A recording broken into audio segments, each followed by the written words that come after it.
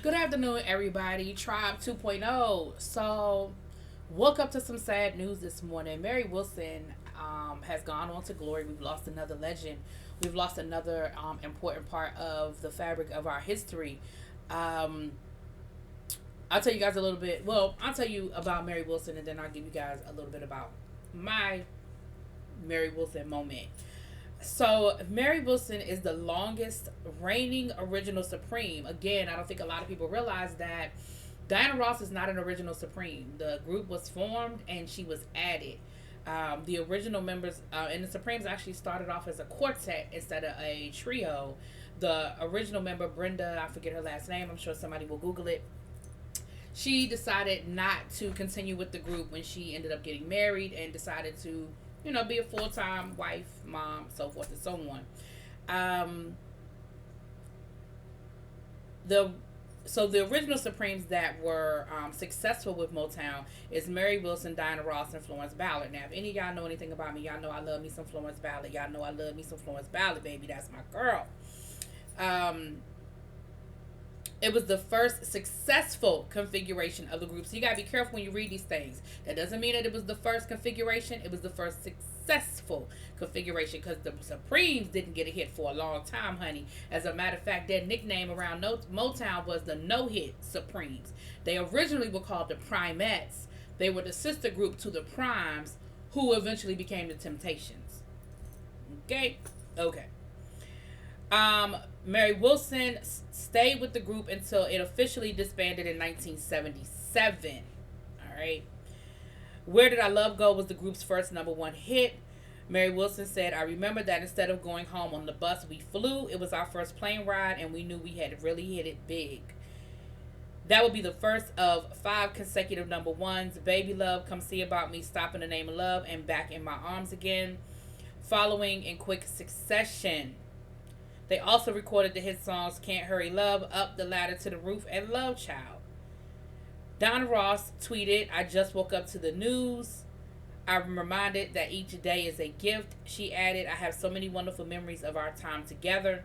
Berry Gordy also tweeted, he was extremely shocked and saddened to hear of the passing of a major member of the Motown family, Mary Wilson, and the Supremes, of the Supremes. His statement, the Supremes were also known as the sweethearts of Motown. Okay, the world has lost, and then people go on and on and on to give accolades to Mary Wilson. Um, Now it's not apparently clear of what her cause of death was, so they haven't come out yet with her cause of death. So I don't have that information. I'm sure they'll come out in days to come. But let me give you guys my little connection to Mary Wilson. So, if you guys know anything about me, I love biographies. Well, I love to read, but I definitely love biographies. I love reading about people's life and people's history and the things that they've been through and all of those different things. I love to read about it. And I remember I was at a yard sale and I remember coming across Mary Wilson's book, My Life as a Supreme. And I bought it and I read it and I fell in love with the story of the Supremes. I ain't like everything I've read in the book about the story of the Supremes, but I fell in love with that story.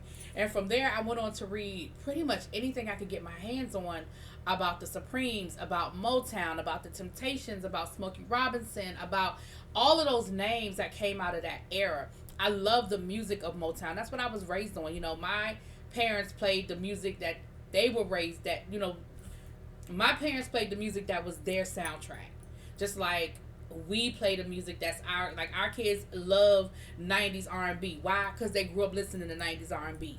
So I grew up listening to Motown and doo-wop because my dad is a music person like I'm a music person. And of course, the play Dreamgirls is loosely based on the story of the Supremes, even though Diana Ross don't like to hear that story, and she'll tell you in a minute that she ain't here for Dreamgirls. Most of us have probably never seen the play, but we have seen the movie, and the movie, of course, was an adaptation from the play. Florence Ballard plays the character, Dina, of course, being Diana Ross, and Florence Ballard's character that Jennifer Holliday played, and then the third Supreme would be Mary Wilson. Mary Wilson always was sort of the, because Diana Ross and Florence Ballard Child used to go at it, okay? Because Florence Ballard was definitely a pistol by all accounts. She didn't let nothing go by her. She would speak her mind and she would let it be known. Diana Ross, we know the story that she was the sweetheart of Berry Gordy, and she got preferential treatment. Florence Ballard's voice, by all accounts, was way more powerful than Diana Ross's, but Diana Ross's voice was more commercial, and that's when they started getting the hits. When Diana Ross started singing lead, that's when the hits started coming. And so, as a producer, if it ain't broke, don't fix it, right?